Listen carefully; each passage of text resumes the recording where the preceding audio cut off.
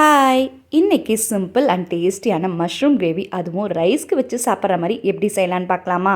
இதுக்கு ஃபர்ஸ்ட்டு மஷ்ரூமை நல்லா க்ளீன் பண்ணி எடுத்து வச்சிட்டேன். நெக்ஸ்ட்டு இதை செய்யறதுக்காக ஒரு மசாலா ரெடி பண்ணணும். அதுக்காக ஃபர்ஸ்ட்டு கொஞ்சமாக ஆனியன் சேர்த்துக்கிறேன். இது கூட 1 டேபிள் ஸ்பூன் மல்லி, ஜீரா, சோம்பு, பட்டை, ஏலக்காய், காஷ்மீரி சில்லி, கோகோனட், புதினா, வேர்க்கடலை, கேஷ்யூ, அப்புறம் லாஸ்ட்டாக லைட்டாக கசகசா இதெல்லாம் ஆட் பண்ணிக்கிறேன். இதை நல்லா மிக்சியில் கிரைண்ட் பண்ணியும் எடுத்தாச்சு. இந்த மசாலா ஃபர்ஸ்டே ரெடி பண்ணிட்டா கிரேவி செய்கிறது ஈஸி தாங்க. அடுத்து ஒரு பேனில் லைட்டாக சோம்பு, ஆனியன், க்ரீன் சில்லி ஆட் பண்ணிக்கலாம். ஆனியன் லைட்டாக வணங்கினதும் இது கூட chilli powder, garam masala, ginger garlic paste இதெல்லாம் ஆட் பண்ணி அதோட ராஸ்மெல் போகிற வரைக்கும் நல்லா வணக்கிக்கலாம். இது கூடயே கொஞ்சம் தக்காளி அரைச்சதும் ஆட் பண்ணிக்கிறேன்.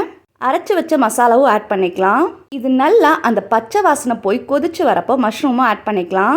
தென் கொஞ்ச நேரம் மூடி வச்சிடலாம். ஒரு 10 மினிட்ஸில் கிரேவி நல்லா திக்காக வந்துடும். ஃபைனல் டச்சுக்கு கொரியண்டர் லீஃப் போட்டு இறக்கிட்டா அவ்வளோதாங்க. Mushroom gravy ready. ரைஸ்க்கு வச்சு சாப்பிட நல்லா இருந்துச்சு. சப்பாத்திக்கு கூட வச்சு சாப்பிட்டா நல்லா தாங்க இருக்கும். தேங்க்ஸ் ஃபார் வாட்சிங்.